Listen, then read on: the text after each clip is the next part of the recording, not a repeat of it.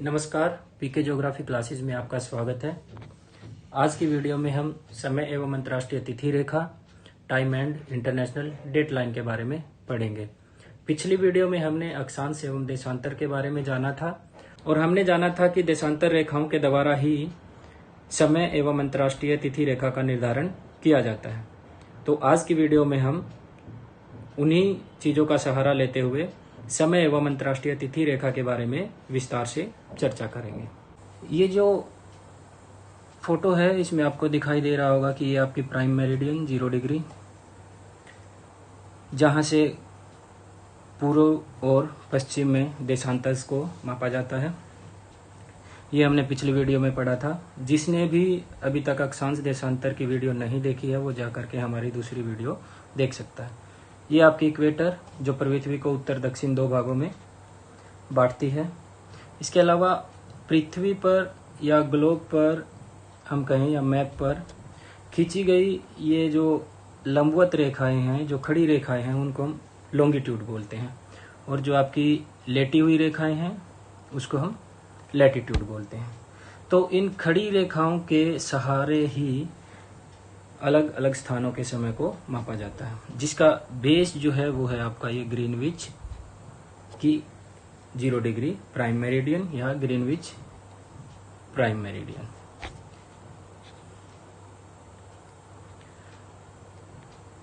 अठारह सौ चौरासी में वाशिंगटन डीसी, यूएसए की कैपिटल, वाशिंगटन डीसी में अंतर्राष्ट्रीय मेरिडियन सम्मेलन हुआ। इस सम्मेलन में ग्रीनविच जो मेरिडियन है उसको दुनिया के प्रमुख मेरिडियन के रूप में अपनाया गया।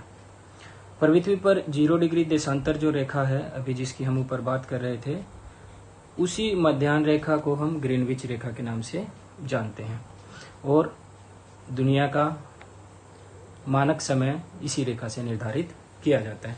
इसका मतलब क्या हुआ कि जो भी समय है, किसी भी स्थान का समय का अगर हमें निर्धारण करना है तो उसके लिए हमें ग्रीनविच मीन टाइम जो है उसका सहारा लेना पड़ेगा। अब अगर हम बात करें तो हमें पता है कि पृथ्वी जो है अपना एक चक्कर जो है 24 घंटों में पूरा कर लेती है। इस प्रकार अगर हम बात करें कि पृथ्वी जो है 360 डिग्री 24 घंटे में पूरा कर लेती है, तो अगर हम कैलकुलेशन करें तो 360 डिग्री 24 घंटे में पूरा कर लेती है, तो 1 घंटे में वो कितना घूम जाएगी? 15 डिग्री। तो इस प्रकार 15 डिग्री को पूरा करने के लिए 1 घंटे का समय लगता है, और 1 घंटे में 60 मिनट होती है, यानी कि 1 घंटे में 15 मिनट। तो 1 मिनट में आपकी 1 डिग्री जो है, आपकी पृथ्वी जो है 1 डिग्री घूमने में 4 मिनट का समय लेती है। तो अगर हम बात करें पृथ्वी की, तो पृथ्वी जो है वो पश्चिम से पूर्व की ओर घूमती है। पृथ्वी पश्चिम से पूर्व की तरफ घूमती है। तो इससे क्या होगा कि ये जो आपका ये जो पूर्वी भाग है, यहाँ पर सूर्य की रोशनी पहले आएगी। इट मीन्स यहाँ सूर्य पहले दिखाई देगा, यहाँ सूर्योदय पहले होगा, और ये जो पश्चिम का भाग है यहाँ पर सूर्योदय बाद में होगा, क्योंकि सूर्य जो है पृथ्वी इस तरीके से घूमेगी तो सूर्य जो है इस तरीके से हमें घूमता हुआ दिखाई देगा। जैसे हम बोलते हैं कि सूर्य जो है पूर्व से निकल के पश्चिम में छिपता है, तो इसका मतलब यहाँ यहाँ यहाँ पहले सूर्योदय यहाँ होगा, फिर यहाँ, फिर यहाँ, फिर यहाँ, यहाँ, यहाँ। तो इससे क्या पता लगा कि यहाँ सूर्योदय जब पहले हुआ, जिन भागों में सूर्योदय पहले होगा, तो वहां का समय जो है, वहां का समय यानी कि इन भागों का समय इस भाग के मुकाबले में आगे होगा।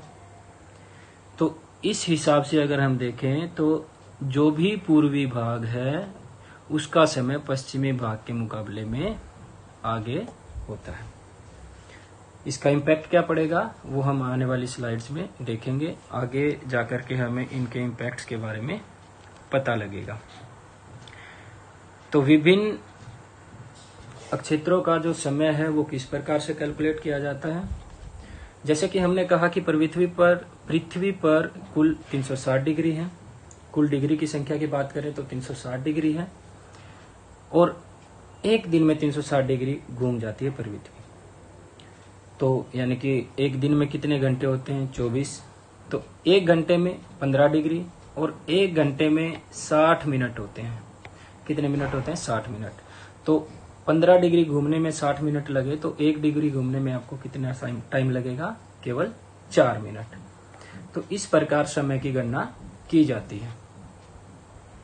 अब पृथ्वी जो है 24 घंटे में 360 डिग्री घूम जाती है, तो इसलिए पृथ्वी के जो टाइम जोन है उसको 15-15 डिग्री के 24 टाइम जोन या समय मंडल में बांटा गया है। इसके निर्धारण के लिए हम देशांतर का सहारा लेते हैं। एक देशांतर में 4 डिग्री का अंतर आता है। चूंकि पृथ्वी पश्चिम से पूर्व की ओर घूमती है, इसका रिजल्ट ये होगा कि पूर्व की ओर प्रत्येक देशांतर के हिसाब से 4 मिनट का समय बढ़ता चला जाएगा। क्यों? क्योंकि पूर्व में सूर्योदय जो है वो पहले होगा, जिसकी वजह से वहां जब सूर्य उदय हो चुका है तो पश्चिम के देशों में अभी रात है, अभी सूर्योदय नहीं हुआ है, जिसकी वजह से जब वो पश्चिम की तरफ जाएगा तो वहां के देशों में जो पूर्व की तरफ के देश हैं या स्थान है वहां पर टाइम जो है वो बढ़ जाएगा। पश्चिम में जाने पर प्रत्येक देशांतर के लिए 4 मिनट का समय घटता है। तो इस प्रकार अगर हम 24 टाइम जोन की बात करें तो इस प्रकार से 24 टाइम जोन में हम पूरी पृथ्वी को बांटते हैं। ये आपका ग्रीनविच मीन टाइम, यहाँ 0 डिग्री पे ये आपका ग्रीनविच मीन टाइम, और यहाँ आपका समय बढ़ रहा है और यहाँ आपका समय घट रहा है। इसको मैं थोड़ा सा अगर जूम करूं तो देखो ये आपका ग्रीनिच, और यहाँ लिखा है पूर्व की तरफ आगे और पश्चिम की तरफ पीछे। तो हर 15 डिग्री की जो लाइन है हमारी उसके ऊपर उसकी वैल्यू लिखी है कि 15 डिग्री पे 1 घंटा बढ़ जाएगा। 30 डिग्री दूसरी लाइन जब आएगी 15 डिग्री के बाद तो 2 घंटे, तीसरी पे 3 घंटे, फिर 4 घंटे, 5 घंटे, ऐसे बढ़ता चला जाएगा। और पश्चिम में अगर देखें तो -1, -2, -3, यानी कि ग्रीनविच से जब हम पश्चिम की तरफ जाएंगे तो हमारा टाइम जो है वो घटेगा, और पूर्व की तरफ जब हम आएंगे तो वो टाइम जो है आपका बढ़ेगा। इस हिसाब से अगर हम देखें तो ये आपकी ग्रीनिच है, और यहाँ आपका भारत है। तो भारत जो है ग्रीनविच के पूर्व में है, तो इसका मतलब क्या है कि भारत का समय जो है ग्रीनिच से आगे होगा। चलो अब बात करते हैं ग्रीनिच के बारे में और भारतीय समय के बारे में। उससे पहले ये अगर हम ऊपर जो सेम चीज हमने देखी उसी को दोबारा देखें तो ये अगर ग्रीनिच मीन टाइम यानी कि 0 डिग्री है तो यहाँ 15 डिग्री पे 1 घंटा बढ़ गया है, यहाँ 2, ऐसे 15-15 डिग्री पर जाकर के टाइम जोन आपके बनाए गए हैं। इस तरीके से पश्चिम में ये घटते हुए चले जाएंगे, क्योंकि पृथ्वी जो है यहाँ लिखा है कि पश्चिम से पूर्व की तरफ घूमती है। तो आगे अगर हम भारतीय समय की बात करें, भारतीय मानक समय की अगर हम बात करते हैं तो हम देखते हैं कि भारतीय मानक समय जो है वो 82 डिग्री 30 मिनट पूर्वी देशांतर से मापा जाता है। भारत का जो समय है वो 82.5 डिग्री या 82 डिग्री 30 मिनट पूर्वी देशांतर से मापा जाता है, जिसे हम भारतीय मानक समय कहते हैं। इसको इंडियन स्टैंडर्ड टाइम भी बोला जाता है। तो 82.5 डिग्री से ये क्यों मापा जाता है? क्योंकि हमें पता है कि भारत का देशांतरीय विस्तार जो है 68 डिग्री 7 मिनट से लेकर के 97 डिग्री 25 मिनट है। तो ये जो 82 डिग्री 30 मिनट पूर्वी देशांतर है ये लगभग इनके बीच में है। तो इसलिए भारतीय समय का जो है निर्धारण वो आपका 82 डिग्री 30 मिनट पूर्वी देशांतर से किया जाता है। तो वैसे तो अगर हम भारत के देशांतरीय विस्तार की बात करें तो ये लगभग 30 डिग्री है। तो काफी बार पूर्व और पश्चिम की बात करें तो वहां टाइम में 2 घंटे का डिफरेंस होगा, लोकल टाइम की अगर हम बात करें। और काफी बार देश में ऐसी डिमांड हुई है कि भारत को 2 समय जोनों में बांटा जाए, लेकिन देश में एक ही प्रकार की घड़ियों में टाइम जो है एक प्रकार का बनाए रखने के लिए और पूरे देश में समानता को बनाए रखने के लिए केवल एक टाइम जोन को अभी अपनाया गया है, जो कि 82.5 डिग्री पूर्वी देशांतर से होकर के गुजरता है। इस हिसाब से अगर हम देखें तो 82.5 डिग्री जो है आपका ग्रीनविच मीन टाइम से 5.5 घंटे आगे हुआ। क्यों? क्योंकि ये पूर्व में है और हम बात करते हैं 15 डिग्री जो है 1 घंटे में, तो 15 5 75 और 7.5 डिग्री आपका आधे घंटे में। इस प्रकार 5.5 घंटे जो है भारतीय मानक समय जो है ग्रीनिच मीन टाइम से आगे है। ये जो 82.5 डिग्री की रेखा है, समय रेखा, भारत के 5 राज्यों से होकर गुजरती है, आपका उत्तर प्रदेश, मध्य प्रदेश, उड़ीसा, छत्तीसगढ़ एवं आंध्र प्रदेश। तो ये काफी बार पूछा जाने वाला सवाल है कि किन किन राज्यों से भारतीय मानक समय रेखा जो है वो गुजरती है। अभी मैंने बताया था कि भारतीय मानक समय जो है ग्रीनिच से 5.5 घंटे आगे है। क्यों है, इसका निर्धारण कैसे हुआ देख लेते हैं। भारतीय मानक समय का निर्धारण जो है 82 डिग्री 30 मिनट पूर्वी देशांतर के आधार पर किया जाता है, बिल्कुल सही।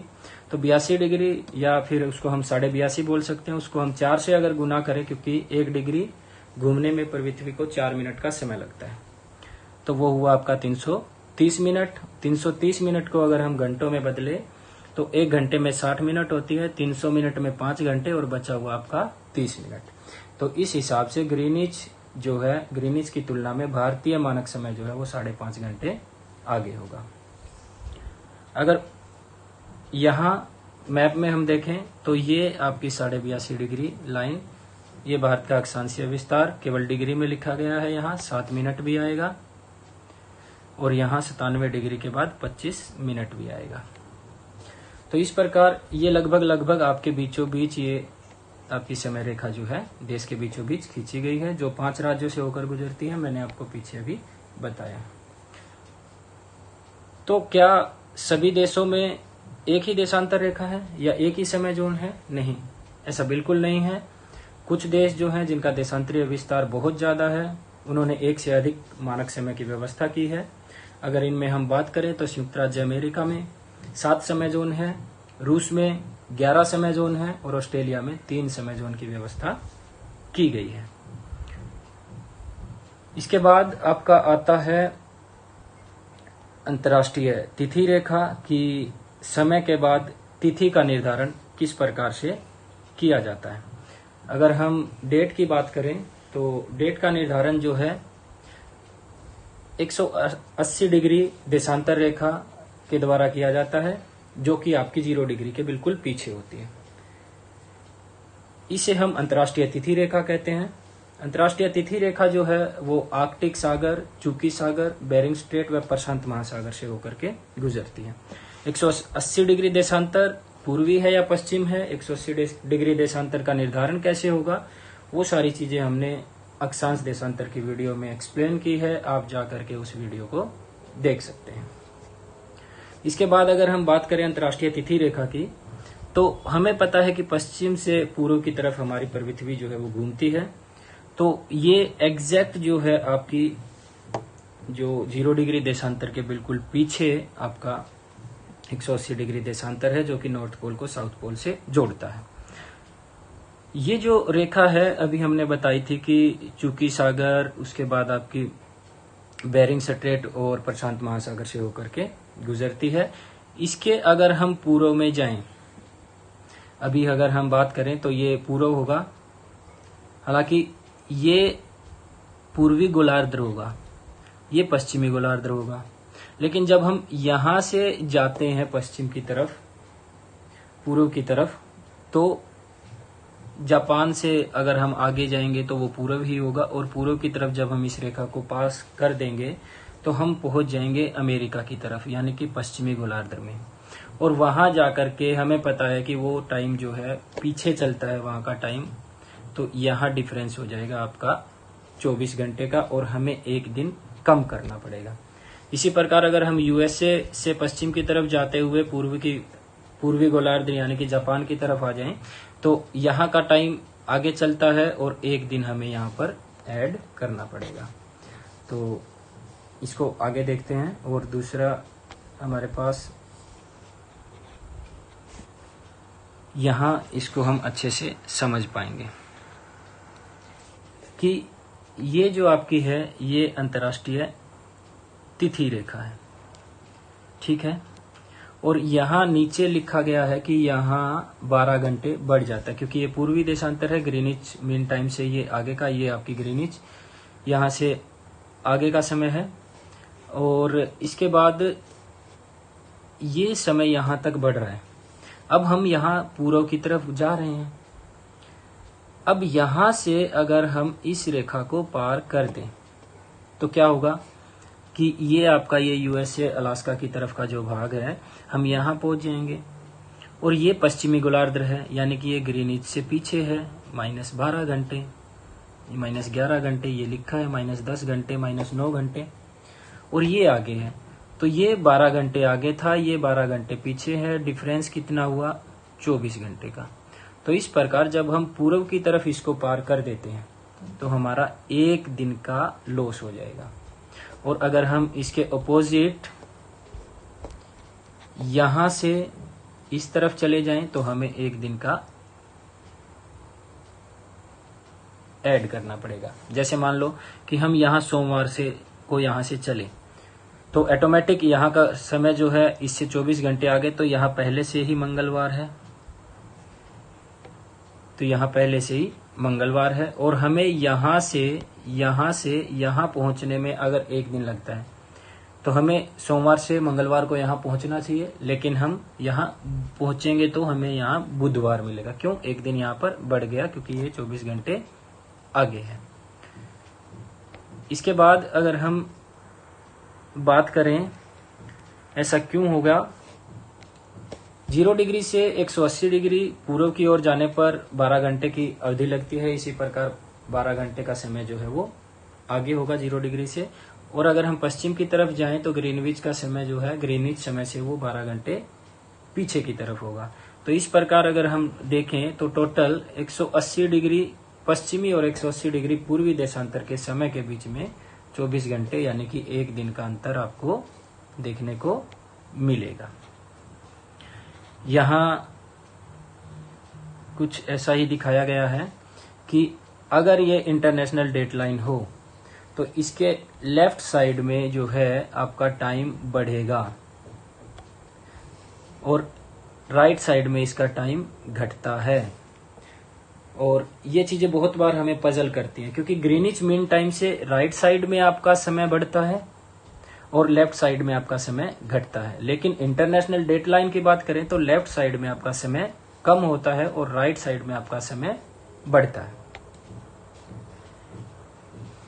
तो यही कारण है कि अगर कोई जलयान अंतर्राष्ट्रीय तिथि रेखा को पार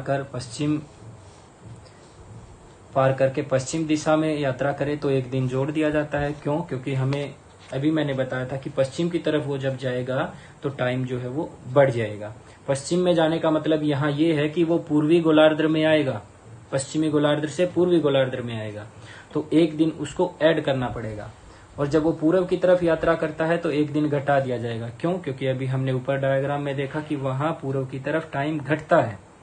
क्यों? क्योंकि जब वो पूर्व की तरफ जाएगा तो पूर्वी गोलार्ध को छोड़ करके पश्चिमी गोलार्ध में एंट्री करेगा। तो ये बात बहुत ध्यान देने की है और बहुत अच्छे से इसको समझने की जरूरत है। कुछ ऐसे इलाके हैं जिनका विस्तार पूर्वी और पश्चिमी दोनों गोलार्ध में है, उसको टूटने से बचाने के लिए इस रेखा को, अंतर्राष्ट्रीय तिथि रेखा को बार बार मोड़ा गया है। साइबेरिया को विभाजित होने से बचाने के लिए, साइबेरिया और अलास्का को अलग रखने के लिए 75 डिग्री पूर्वी अक्षांश पर सबसे पहले इसको पूर्व की तरफ मोड़ा गया है। बेरिंग सागर में बात करें तो इसको पश्चिम की तरफ मोड़ा गया है। और फिजी द्वीप समूह एवं न्यूजीलैंड के विभिन्न भागों को एक साथ रखने के लिए दक्षिणी प्रशांत महासागर में इसको पूर्व दिशा की ओर मोड़ा गया है। तो इसको कहाँ कहाँ मोड़ा गया है, ये एग्जाम में बहुत बार पूछा जाता है। सबसे ज्यादा एग्जाम में पूछे जाने वाला अगर कोई सवाल है तो वो है आपका ये। तो इसको अच्छे से समझें कि टाइम क्यों एक दिन जो है वो आपका घटता है पूर्व की तरफ और एक दिन क्यों आपका पश्चिम की तरफ बढ़ जाता है। ठीक है, क्योंकि हम जब पश्चिम की तरफ जाएंगे तो हम पूर्वी गोलार्ध में जाएंगे और जब हम पूर्व की तरफ जाएंगे तो हम पश्चिमी गोलार्ध में एंट्री करेंगे। तो ये कारण है जो कि मैंने ऊपर डायग्राम के द्वारा आपको अच्छे से समझाने की कोशिश की है। और अगर आपको सारी चीज़ें समझ आई हो, अच्छी लगी हो, तो वीडियो में अंत तक बने रहने के लिए आपका बहुत बहुत धन्यवाद। और आपको लगता है कि आपके कंसेप्ट क्लैरिटी जो है बिल्कुल आसानी से की जा रही है या आपको बहुत आसान तरीके से ज्योग्राफी समझ आ रही है, तो आप जैसे और भी बच्चे हैं जिनको इस चैनल का फ़ायदा मिलने की ज़रूरत है, तो मैं आपसे कहूँगा कि ज़्यादा से ज़्यादा उन लोगों तक हमारा चैनल पहुँचाने की कोशिश करें। Thank you so much.